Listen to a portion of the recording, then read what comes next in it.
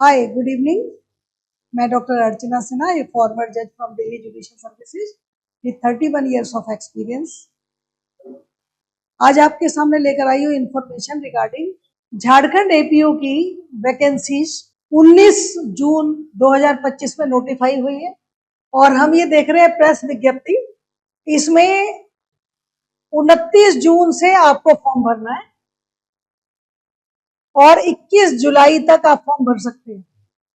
Please note, 29 जून से ये शुरू हो चुका है और इसमें हम 21 जुलाई 2025 तक फॉर्म भर सकते हैं एप्लीकेशन, और ये ऑनलाइन है।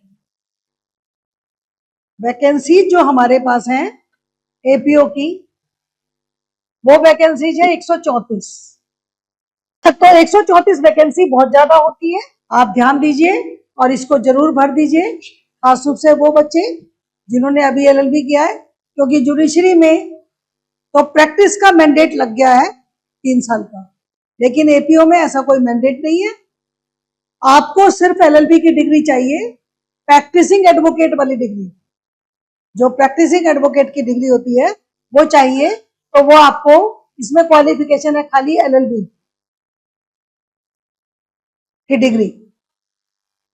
अब आप देखेंगे वैकेंसी 134 है और इस 134 वैकेंसी में 2% स्पोर्ट्स के लिए रिजर्व है और 4% हैंडीकैप के लिए।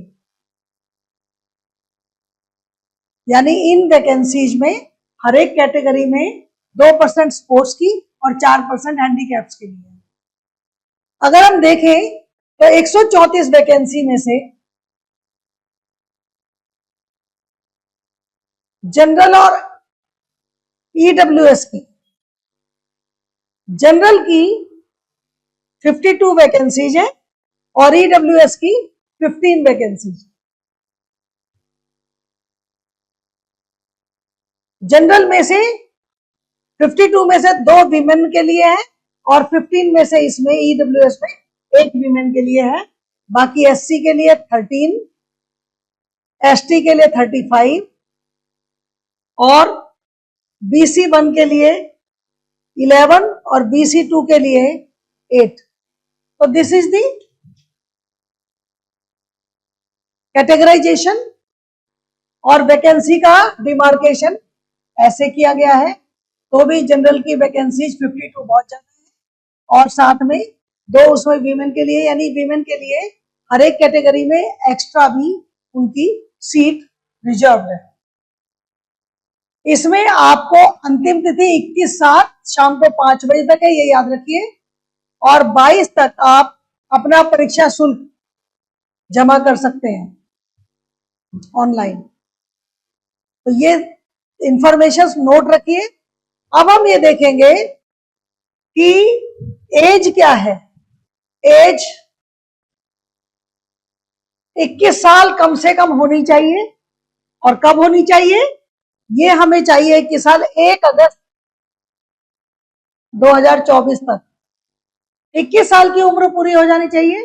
वैसे तो जो एलएलबी करते हैं 21 साल उनका हो ही जाता है, क्योंकि 12th करेंगे तो 12th प्लस 5 ईयर्स 17 ईयर्स, और अगर हमने 5 साल की एलएलबी भी की है तो 22 ईयर्स, तो 21 ईयर्स तो पूरा हो ही जाता है किसी भी हालत में। तो 21 ईयर हमारी मिनिमम है एज, और अपर एज जो है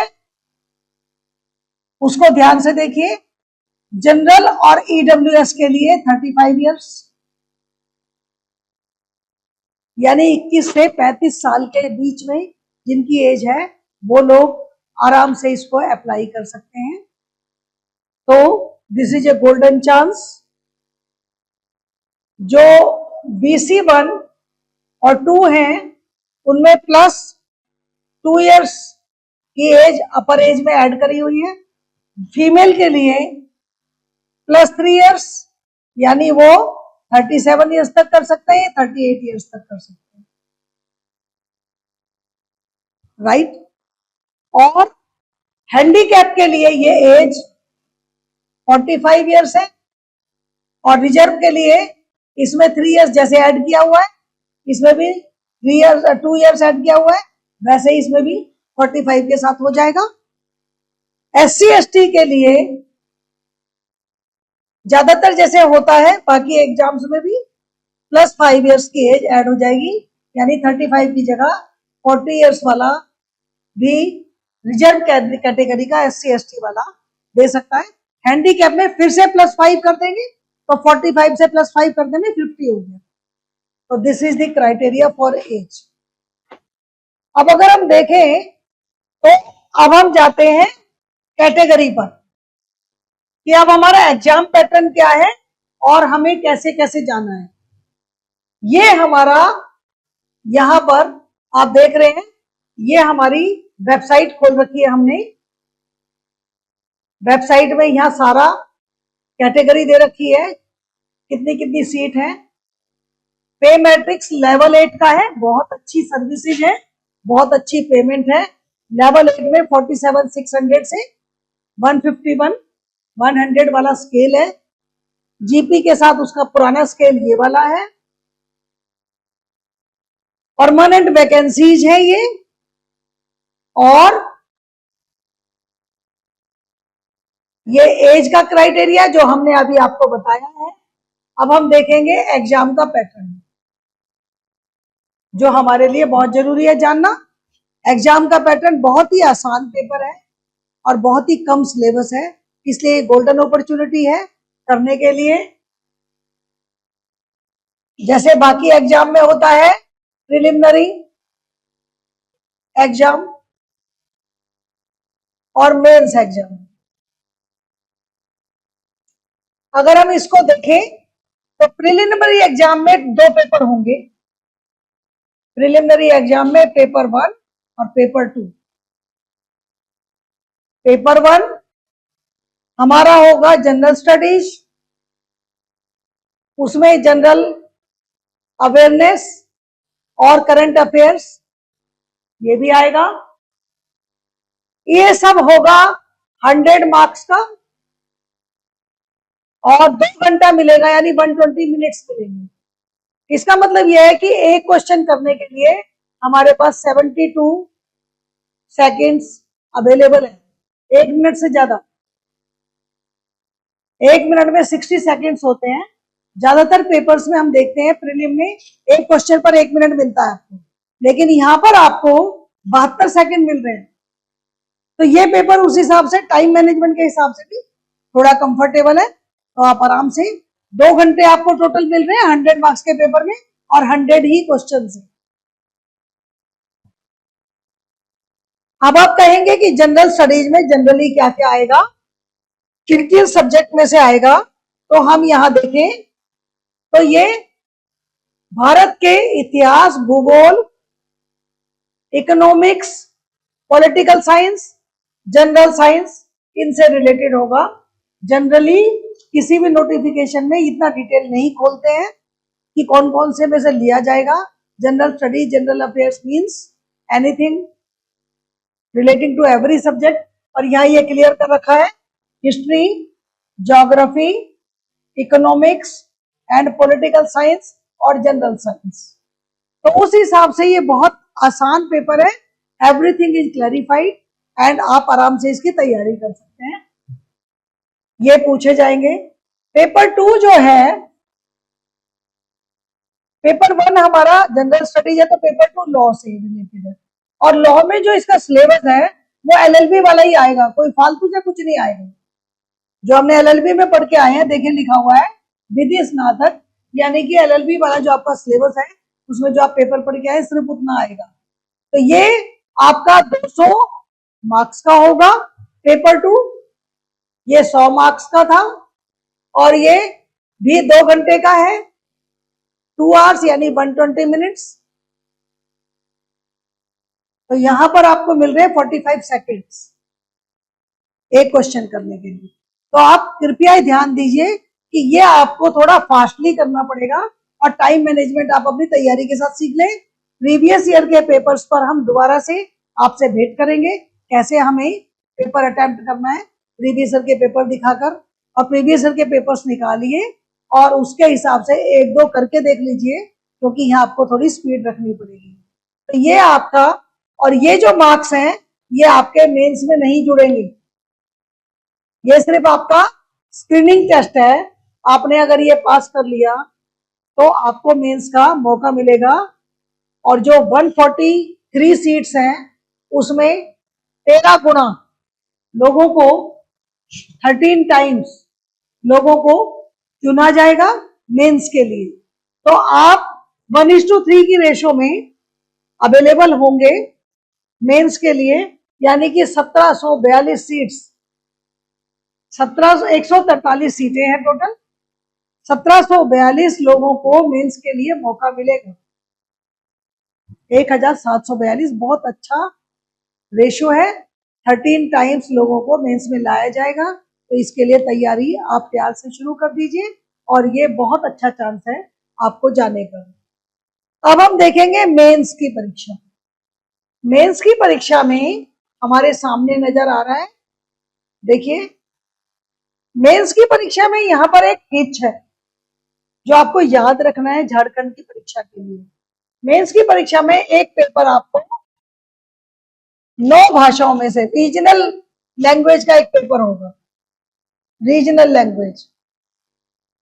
क्योंकि ये झारखंड में रीजनल लैंग्वेज का बहुत महत्व है। जब आप एपीओ करने जा रहे हैं, एविडेंस रिकॉर्ड कराएंगे तो जनता आएगी तो उनका एविडेंस रिकॉर्ड कराने में आपको उनकी रीजनल लैंग्वेज पता होनी चाहिए। रीजनल लैंग्वेज का पेपर ये प्रिलिमिनरी की तरह लेते हैं और ये 9 रीजनल लैंग्वेजेज में से कोई एक, एनी वन ऑफ 9 लैंग्वेजेज, ये आपको चुनना होगा पेपर। ये आप संताली कर सकते हैं, मुंडारी कर सकते हैं, खड़िया कर सकते हैं, हो कर सकते हैं, कुड़ुक कर सकते हैं, नागपुरी कर सकते हैं, कुड़माली कर सकते हैं, खोड़का कर सकते हैं, पंच परगनिया कर सकते हैं। 9 में से आप कोई भी एक रीजनल लैंग्वेज। इसमें आपको पास होने के लिए कोई ज्यादा मेहनत नहीं करनी है। इसमें आपको सिर्फ 40% मार्क्स लाने हैं, यानी 100 में से 40 नंबर लाने हैं आपको।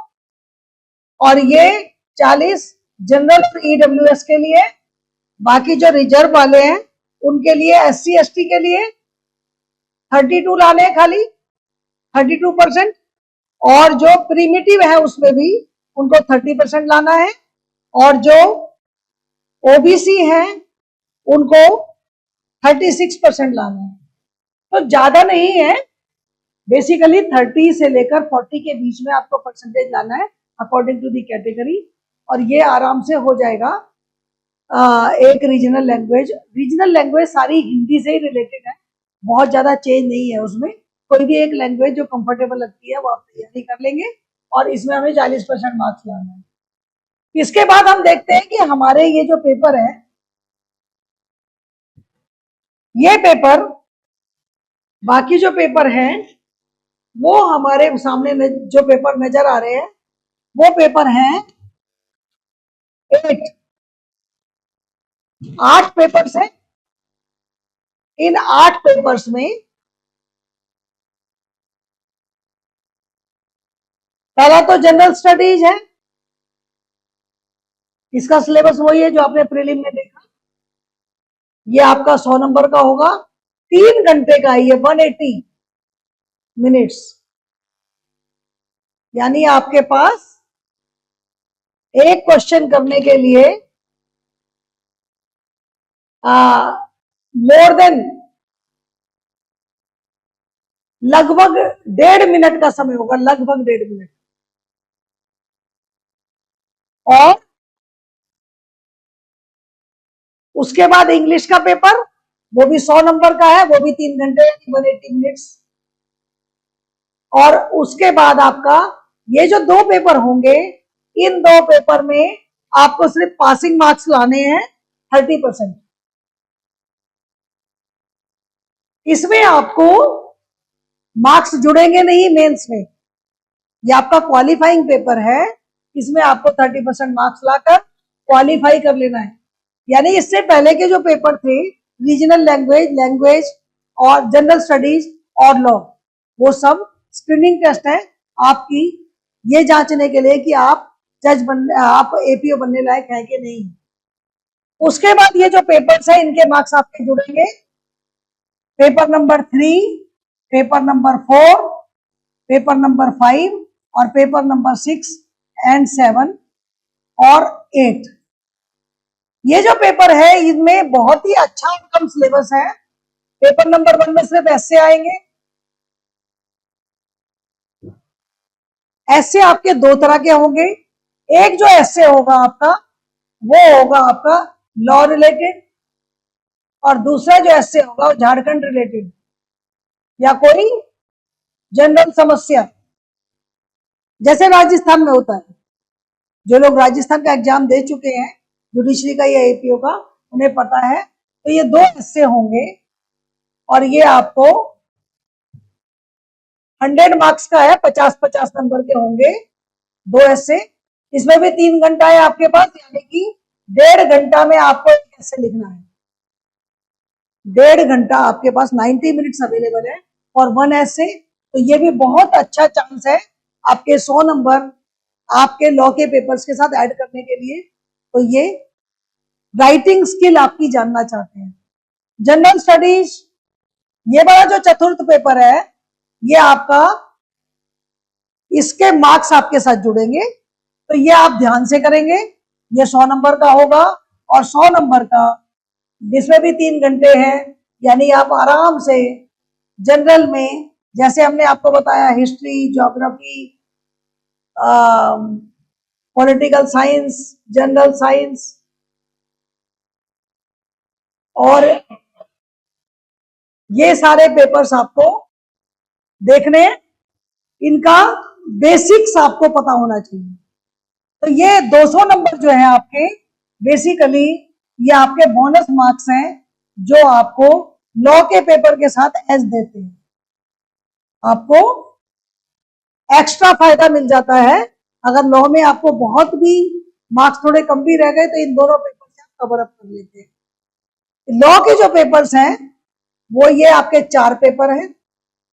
पहले पेपर में आपको एविडेंस और प्रोसीजरल लॉ करना है।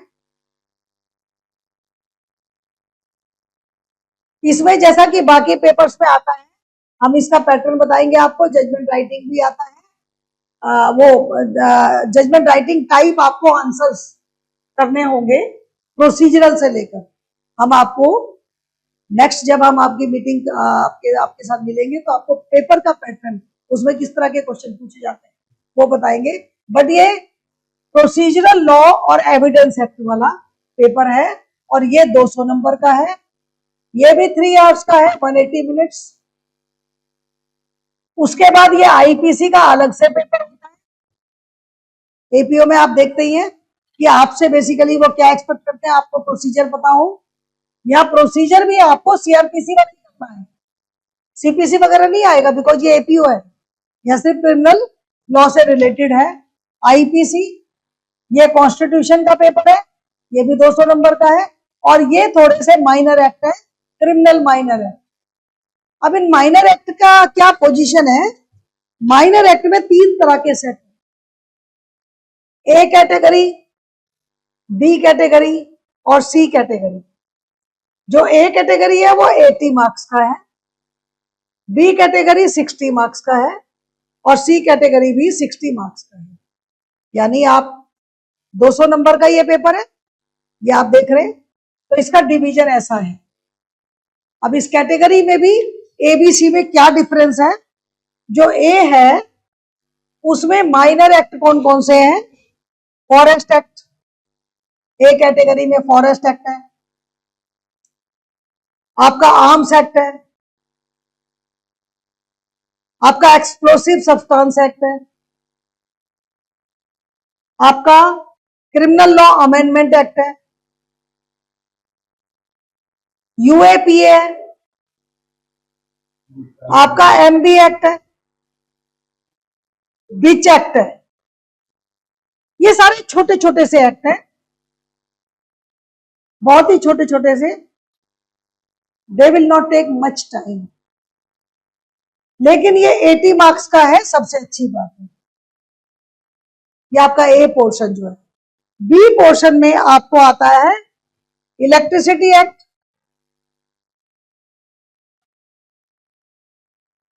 IT act, PC act, B and I,